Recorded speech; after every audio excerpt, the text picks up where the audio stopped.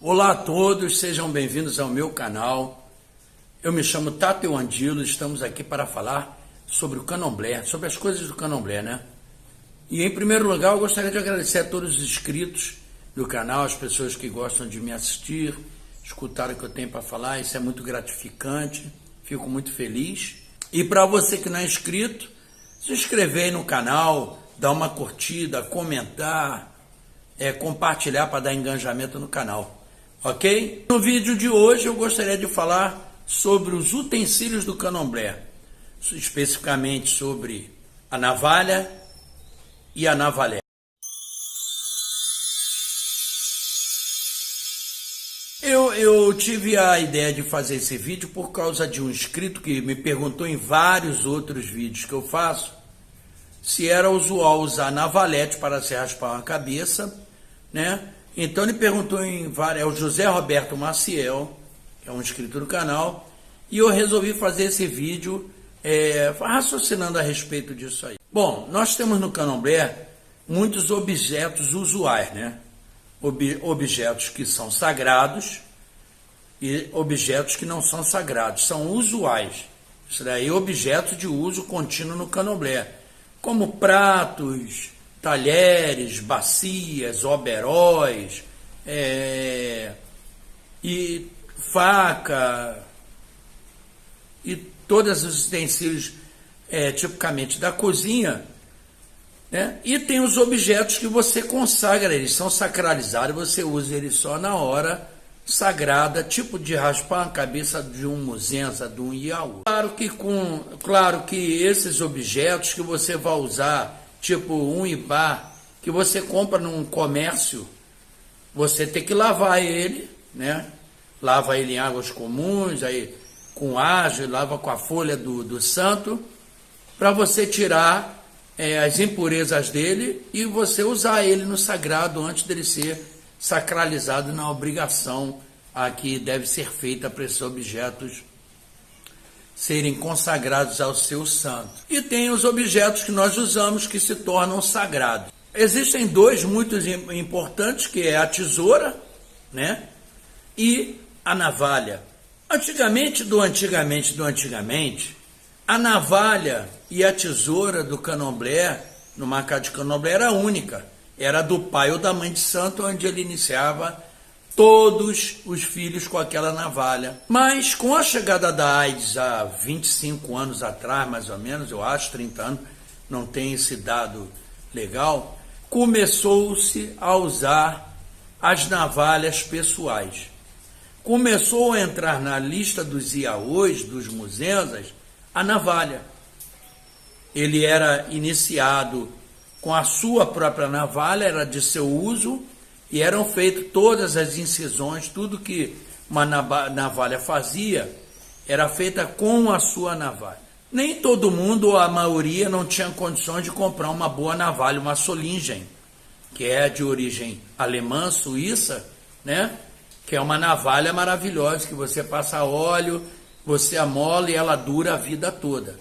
As pessoas compram muito essas navalhas e que vem de mercadão em casa de material de artigo de umbanda, que aquilo enferruja de um dia para o outro, é um material horroroso, muitas vezes aquilo nem serve para raspar ninguém, para cortar nada, usa simbolicamente. Eu sou contra. Então surgiu a navalete, que particularmente eu sou a favor. É uma lâmina.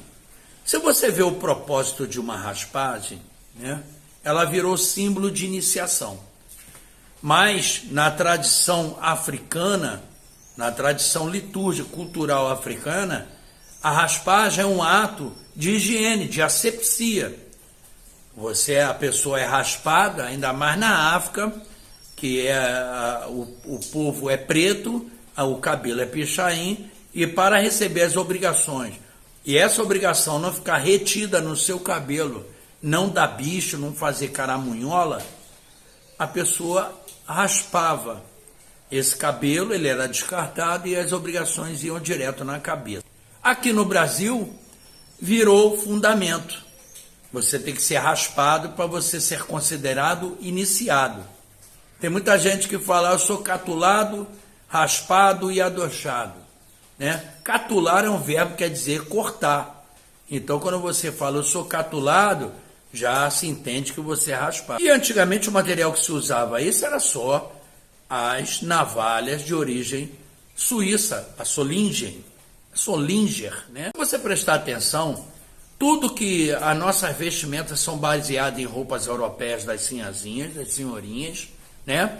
As roupas dos ogãs dos senhores eram baseados nos ternos que os senhorzinhos usavam, os donos de engenho, a boina, o sapato, a luva, para parecer uma pessoa importante, porque só quem usava a luva era o povo da aristocracia, né? Existem casas que usa a bengala não como uma bengala, mas como um bastão de poder, que diz que aquilo ali só usa aquilo quem tem idade de santo, quem tem seu decá e tal. Tem raiz que usa isso, na minha não usa, acredito que na maioria não usa. Então, essa questão da navalete, eu não vejo problema nenhum de se usar uma navalete para se fazer uma iniciação, desde que ela seja tratada como tem que ser tratada, como um objeto sagrado. Você sacraliza, lava em folhas, faz todo o preparo dela, sem problema nenhum. É uma questão de higiene, de asepsia e de saúde pública, porque muita gente foi contaminada com o vírus da AIDS ou da sífilis ou alguma coisa assim, por causa de sangue contaminado de usar numa mesma pessoa uma navalha só. Tem gente que fala, mas você pegar ela e higienizar com álcool, não sei o que, você está fazendo o pior. Você está pegando álcool, tirando a essência sagrada dela. Tudo bem, depois você vai, lava de novo, você consagra, mas aí você maculou aquilo. Então é melhor, na minha opinião, olha só, gente, o que eu digo é a minha verdade, não é a verdade do Candomblé. Eu só raciocino sobre algum assunto e coloco aqui para rolar nos meus vídeos. Bota a cara a tapa para a gente conversar a respeito, né? Mas cada um tem a sua verdade, cada um vive a sua história, né? E na maioria delas, em 85, 90%, as histórias batem, se confundem, porque as liturgias são bem parecidas ou igualitárias. Então é por isso que eu me sinto bem à vontade de falar sobre esses assuntos. Então, o que eu tenho a dizer a respeito de navalha ou navalete, pela higiene, né? Isso é uma questão de higiene, uma questão de saúde pública. Eu sou a favor de se usar a navalete, e na boa é até mais rápido. A gente faz tanta coisa que não é tradicional do tempo antigo, que não é brincadeira. A gente ainda continua mantendo coisas tradicionais, como dormir de cissa, né? Porque ela tem não é a de cissa, é o que leva dentro de duas de cissa. As folhas, como eu já falei no outro vídeo sobre as folhas sagradas que vão dentro da iniciação, numa obrigação, vão as folhas do santo, do que se propõe aquela obrigação. Veja lá o meu vídeo anterior que você vai saber o que eu estou falando. Mas a gente usa luz elétrica, tem gente que usa liquidificador para quebrar o feijão fradinho, para fazer o acarajé, a massa, né? A gente não usa fogão a lenha, a gente usa gás de cozinha, a gente usa fogão industrial. Então, quer dizer, sabe, a gente tem que não ser hipócrita, saber que a gente usa da modernidade, ela nos é favorável. Ela nos é favorável, né? E eu acho que não tem problema nenhum se usar a navalete. Não dá para usar a máquina de cortar cabelo ligado na energia ou a bateria. Aí é demais, né? Embora eu acho que tem gente usando aí. Fazer o labé.